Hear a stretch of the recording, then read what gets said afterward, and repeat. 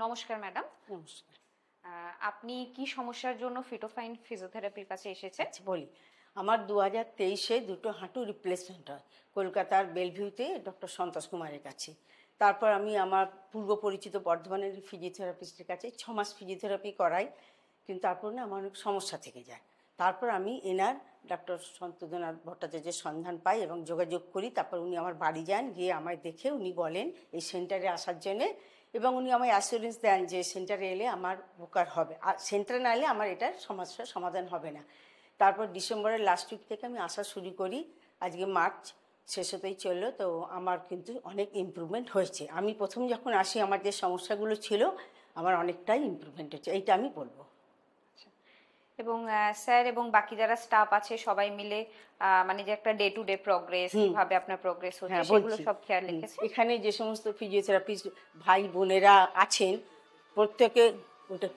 প্রত্যেকে আমি এইটুকুই বলবো, খুব ডিসিপ্লিন এবং প্রত্যেকে নিজের দায়িত্ব সম্পর্কে যথেষ্ট সচেতন। আমি খুব ভালোই পরিষেবা পাই।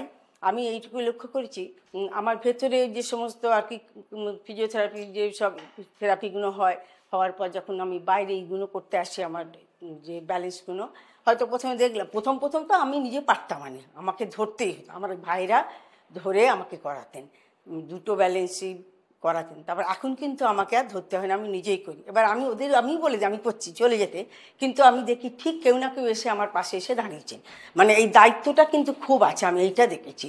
এবং সে তাই না, আমি কথাও বলতে বাধ্য হচ্ছি, ডাক্তারবাবু উনি চেম্বারে কাঁচের মধ্যে বসেও কিন্তু উনি সব লক্ষ্য করেন, এবং আমি এখানে যখন করি উনি আমার ভুল ত্রুটিটা দেখেন এবং এসে আমাকে কিন্তু সেটা ধরিয়ে দিয়েছেন, এবং সেগুলো আমি রেকটিফাই করে এখন আমি অনেকটাই ইমপ্রুভ করেছি, এটাই বলবো আর কি। আর আমি খুব ভালোই পরিষেবা পাচ্ছি। আমি চাই এই সেন্টারের শ্রীবৃদ্ধি হোক, আরও বহু মানুষ যারা আনফিট তারা আসুন, ফিট হন, তবেই ফিটোফাইনের সার্থকতা, এইটুকুই বলবো। অসাধারণ ম্যাম, ধন্যবাদ। আপনার দ্রুত আরোগ্য কামনা করছি, খুব ভালো থাকুন।